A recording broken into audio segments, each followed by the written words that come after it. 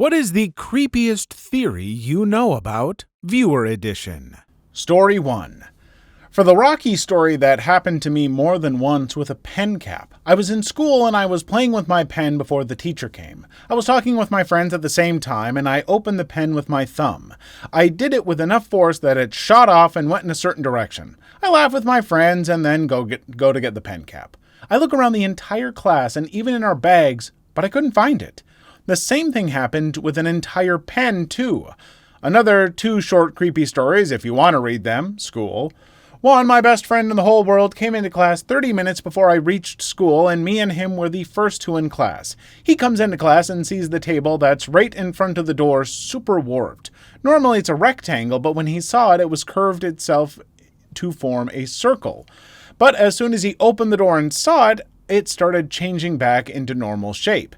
I don't know if I fully believe it, but he isn't much of a supernatural kind of guy, so it's hard to think he made that up. Besides, this school is creepy. 2, I'm the first one in class, nobody else around, and only staff members and few students in the entire school. I go to open my door, but I stop just before I touch the door handle. I put my ear to the door, and it sounded like 2 people talking right on the other side.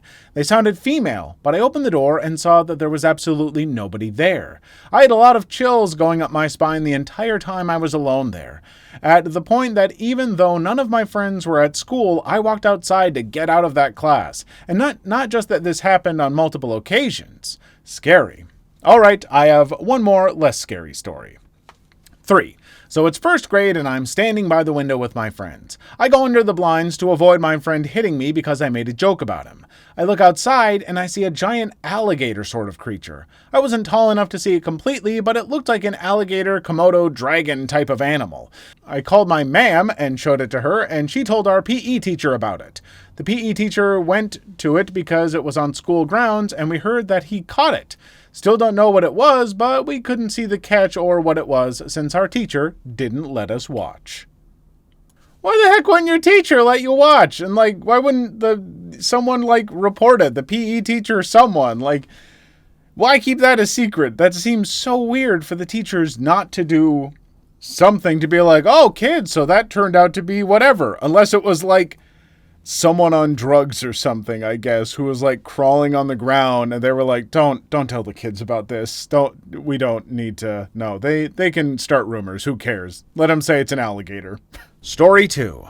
One I personally have is that the soul is a tangible entity, a substate between matter and energy. It manifests post-mortem and collects thermal energy from the surrounding air to perpetuate itself. It would explain paranormal entities being described to only occasionally interact with objects, only be visible at night, cause cold spots in rooms, and provide an uneasy feeling to those unaware of their presence, or who are already fearful of them. Cold spots derive from absorbing thermal energy. Spirits are only visible at night because ambient light is simply more energetic than their actual form, and it outweighs the photons they may emit. They occasionally interact with objects because every now and again they reserve enough energy to apply a tangible force, even though a majority of their form is actually going straight past most atoms in something like a jar or a chair. If you put enough energy into something, it will move. And people become uneasy in their presence because our minds can sense that something is beyond our physical detection, but is still within our capabilities to feel through electric signals in our nerves. If this is the case, it should also be theoretically possible to increase the physical presence of a soul by increasing the ambient temperature, such as with an induction heater or radioisotopic thermal generator. There could be a real scientific way to construct a mechanical body to host us after we die. Too long didn't read. Ever listen to the FNAF lore? No, I have not. Story 3. My personal theory of the simulated universe. I call it the Steve Buscemi theory of reality. So in MMORPGs and such, you'll notice that it's easy to tell players from NPCs. Players all look really unique, while NPCs are slight variations on a few templates. Well, I've traveled all over the country selling at street fairs and shows. During that time, I noticed there really only seemed to be 1,000 templates or so for people no matter where you are. And some are more common based on where you are, with bleeding over in nearby areas, just like an MMORPG. Seeking to simulate the entire universe in real time would be nearly impossible at any level of tech, but simulating only the parts of the universe being experienced by players, like in an MMORPG, would be practical and possible even at our level since we do it. However, you have the NPCs who activate and have a life coded into them. Any experience or memory they would have is hard-coded in, and the unique-looking characters interact with them, etc. So maybe the only actual players, aka real people, are the really unique-looking ones. Like Steve Buscemi. No one looks like this guy, right? So what if we're all just NPCs in Steve Buscemi's universe simulation? I mean, if all of this world is actually an MMORPG, that would kind of make sense, wouldn't it? That would explain how boring and tedious so much of life is. The daily grind is now explained. And frankly, the fact that just life in general isn't really that fun. Yeah, I guess life could be an MMORPG. Thank God this MMORPG has better games for us to play within it. Story 4. So, here is something I've thought of. Just being invincible or immortal. A lot of the time people will say that it would be good and you could live a longer life and have more fun, when it is the complete opposite. Eventually you would become fully blind, deaf, or probably paralyzed. You would be in so much pain just breathing with age if you got old enough. You would watch everybody that you know and love die. You would go through so much pain. A lot more than the average human being, as we will all die. So you wouldn't be able to have a very good life, especially for the majority of it. And if you were actually fully immortal, you would live through everything until nothing exists anymore. The sun exploding, the world overpopulating, everything up to the complete end of the universe. And if the universe never dies, never will you. There would be some other good things about this, although they would be hard to withstand, like being able to live through mass hunger and thirst. But other than that, it would be the worst thing I can actually think of. I don't know. Hasn't been bad so far. Story 5. I had similar thoughts as those expressed in Story 30 at the 11-minute 11-second mark in the original video. I think it is likely that at some point in the future we will solve aging and it will have massive implications.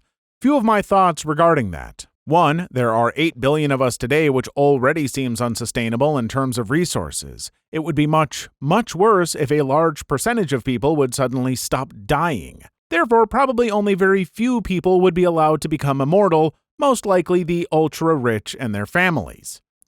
2. This would mean a return of the class-based society, but this time the difference between the classes would be larger than ever, as the high class would be actual immortals/gods among regular humans. At this point, you can pretty much forget about ideals of equality. 3. Points 1 and 2 may not be valid only if we enter a post-scarcity era and expand outside Earth at roughly the same time.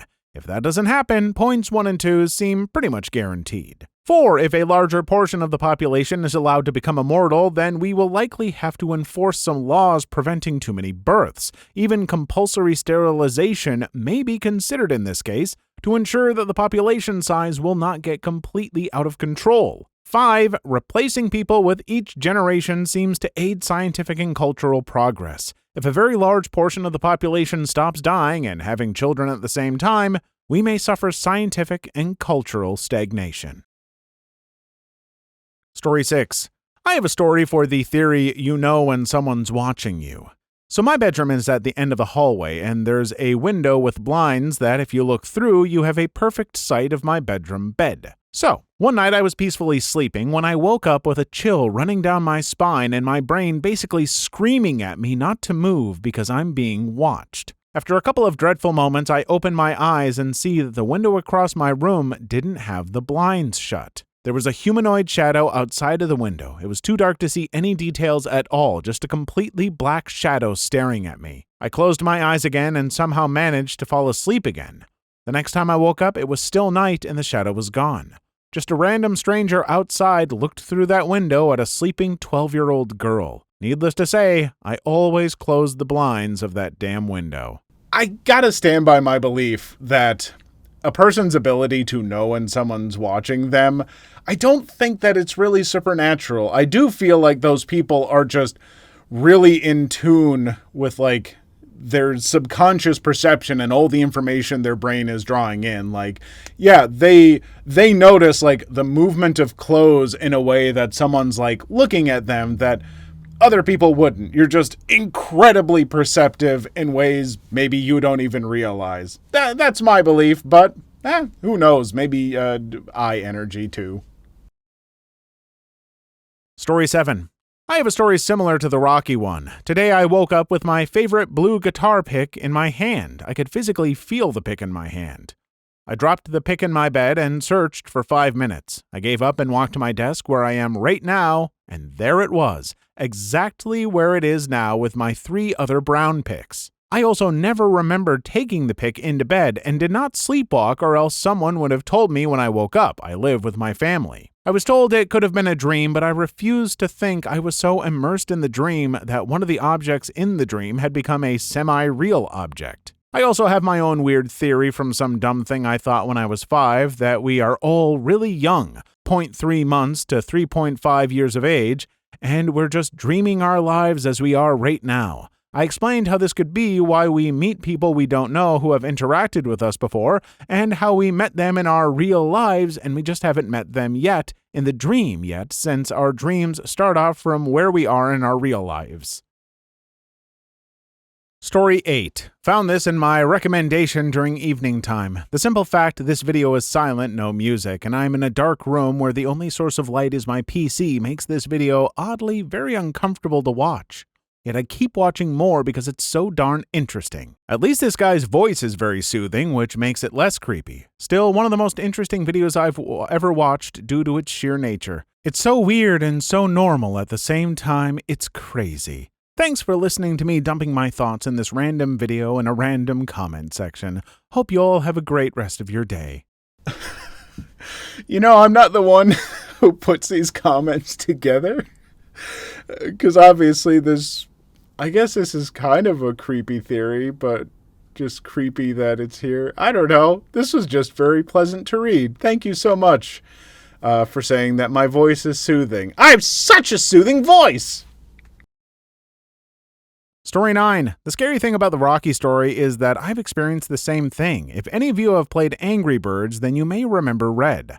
I had him as a stuffed toy, and one day he fell down the side of my bed, one of those tall single beds, and immediately I went to get him. I couldn't find him. Went to Canada, not relevant, just what happened. Then came back and turned my room upside down and still didn't find him. The room was then emptied as we were moving, but he was just never found. Makes me almost feel sorry for him. Story 10. On Story 33, in the original video, I actually listened to a Russian creepypasta about this a while back. Dude moved into a new district and basically got tied into accidentally seeing what happens in people's lives when nobody's looking. Kids just making noise and screaming around, sat still on the sofa to imitate kids playing around so that your evening doesn't sound so silent. TV is just playing nonstop, no one is watching it. Everyone is just as still as someone dead, statues just standing there. No matter which apartment window you look into, everyone is only pretending to be alive, to be human. You observe where a mother with her child goes in the morning. They board a bus and just keep riding it until its schedule ends in the evening. Nothing is what it seems. Everyone, or rather everything, is pretending. And then they notice you. Story 11. As for people that feel fake, I have the perfect explanation. So, I'm autistic, and a habit I've had longer than my diagnosis is just trying to read people and fit in better. I might walk down a hallway and see a person and think to myself, I wonder how I appear to them. Do I look like a normal person? Then I realize I'm probably staring, so I try to look at something else or appear like I'm looking past them, or I was just gazing to my side for a second. It's the constant thinking about what people think about me and the awareness of that causing me to try and act normal that I realize now might make me stand out even more. Man, you know, I can actually kind of relate to this one because I get in my own head about this kind of stuff where I overanalyze that. And to share a story, the time that I did this the most was the very first time that I ever smoked something that recently become legal in a number of states, but maybe before it was, who's to say? I was so concerned, like, I can't look high. I gotta look normal. Is this how I look normal? I think I look normal right now. And then I realized I think I'd been standing in the same spot in a bar for 5 minutes in just the middle of the floor trying to look normal. And I realized I probably don't look normal in my attempt to look normal. Oh no.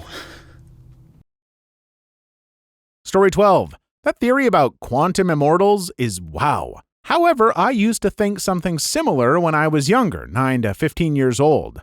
I would be around my house or walking back home from school when suddenly things would not feel the same, and for some reason I would instantly get the idea that I had changed reality. The best example I could give is that there was this tree in front of my house and I would get the creeps out of just watching it. Something was never quite right with it. Then one night around 2015, I looked at it and the feeling had disappeared. I was expecting to feel it, but it just wasn't there. Maybe something unalived me and was immediately transported to a new world. Story 13. Spontaneous combustion was a fear for a lot of people. I never really had it, though it was on my mind occasionally. I got drunk once and started feeling hot really fast, not realizing alcohol can raise your body temp, which is why people can go outside in the dead of a snowy winter and claim to not feel a thing. I thought it was spontaneous combustion.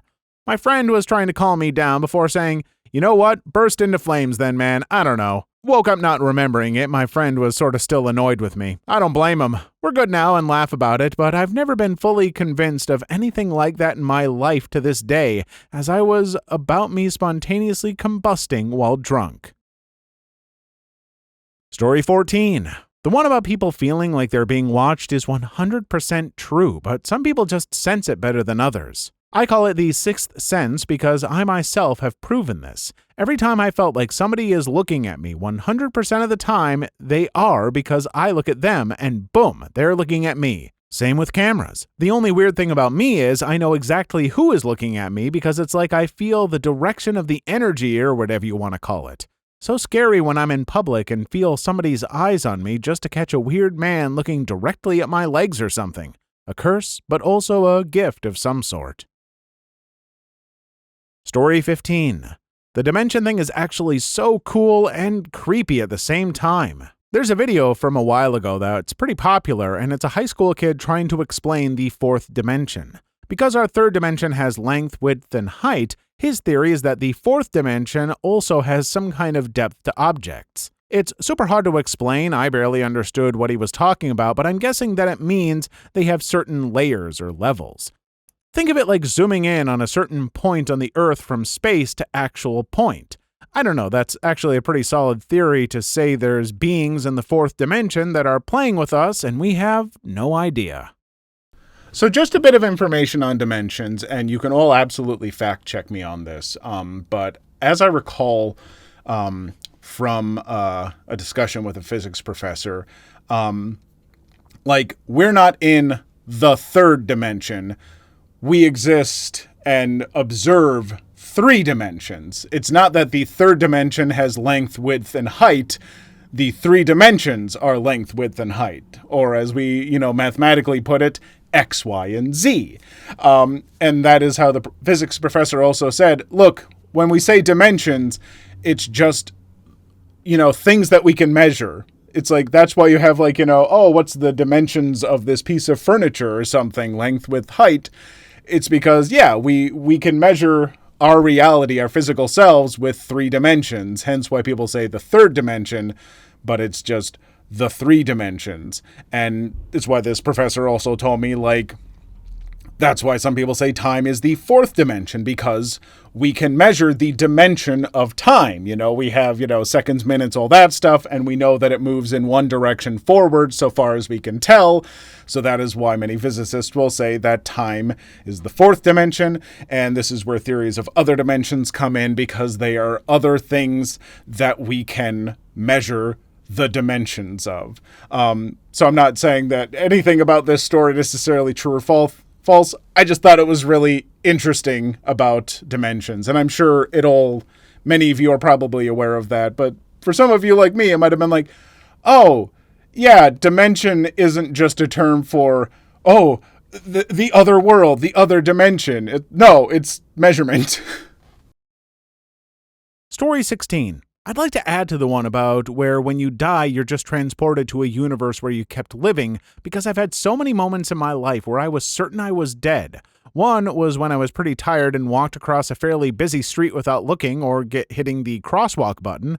I still remember nothing about walking across except when a car honked as I made it to the other side. I felt pretty disillusioned for about a week after it, and worst of all, the reason I left was to get a dongle from Best Buy, and it didn't even work. Story 17. The craziest theory I've ever heard is so disturbed that I doubt anyone would want to believe, but someone once suggested that reincarnation is so specific and finite that each existing person is the very same soul returning at different points within time and space, so every person you've ever seen in your life is actually you at a different starting point. Honestly, that's as creepy as it can possibly get if you think too long and hard about it. Story 18. That quantum immortality makes me imagine the possibility that instead of dying of old age, you just zip into a reality where life extension was made a thing and you get life extension treatments that let you live long enough to reach into a time where technology can literally take over for your biological process and bam, you're a cyborg born in 1997 who's 1,000 years old. Story 19. Dreams are most likely visions you get when you look into a different universe. I had a really weird dream where the world was ending and a planet was going to crash into Earth. It happened in my dream too, and one of the worst parts was that I watched my mother die in the dream. I witnessed it. It seemed to have happened in real time and it just scared me. When I woke up, I was sweating, crying, and I had screamed too. It was a terrifying experience and it felt so real. I kind of believe it could have been an alternate universe.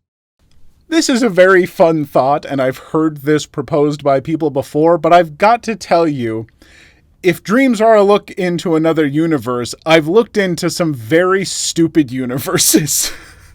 Some universes that are just very silly and make no sense, like my American history teacher floating in the castle that is my high school and handing out strips of bubble tape while occasionally farting at me. That's a real dream I had, and if that's a different universe I looked into, I hate that universe. Story 20. Concerning Story 15 from the original video, dissociation and body shutting down. Accurate. Welcome to my life and the lives of anyone else with a dissociative disorder or as a symptom alongside other results of trauma. It doesn't matter what the trauma is, if there is the perception that their life is endangered, there's the possibility of the body and mind just temporarily but repeatedly shutting down. Story 21.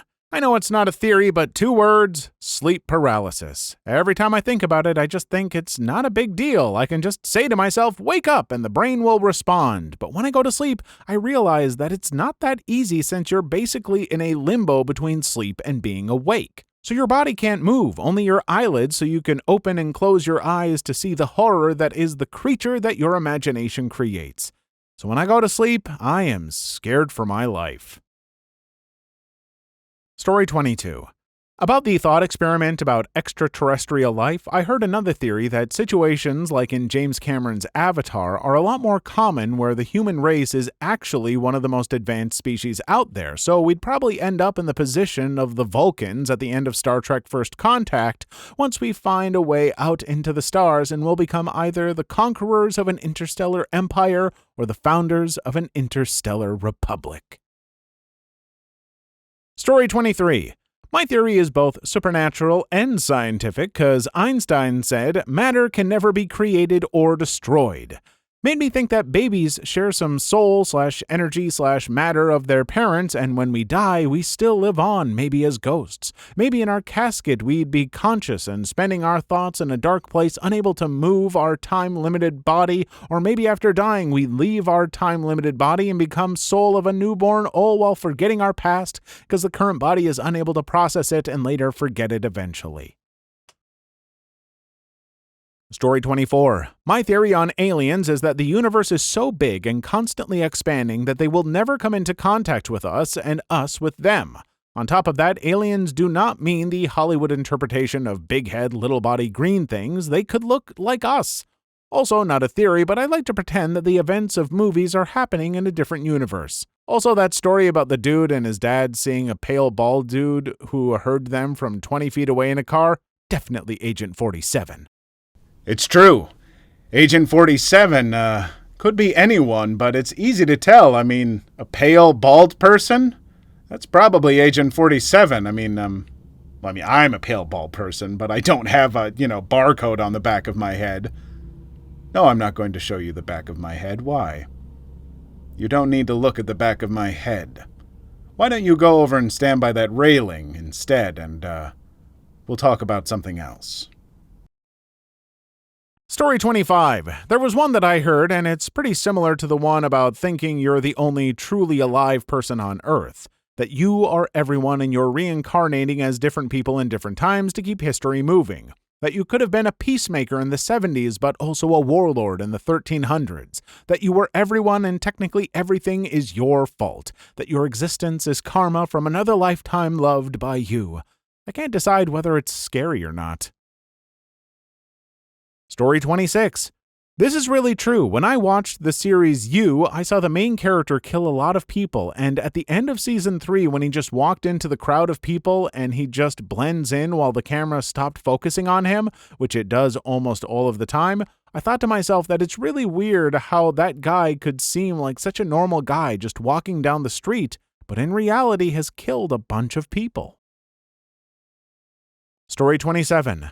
The eternity and death theory actually is intriguing. If you were to actually do this, then the body you see through and the personality you act through is just a figment of your imagination, with the real you being like Azathoth, but instead of waking up being the thing that wipes all of it out, it's going to sleep that way. You would be a blind god with no real thought process. That being said, you may be Azathoth. Story 28. I have severe anxiety/OCD, and when I was 12, I imagined solipsism, the idea that no one else but me is real, and I then found out that it was called solipsism. After worrying about it a lot as a kid, it's gotten to the point for me now that if I catch myself thinking about it, I just have to shrug and think, well, whether it is or isn't that way, me worrying about it changes absolutely nothing about reality and makes my existence unpleasant, so I won't worry about it. Story 29. Here's a theory that I don't think no one has talked about.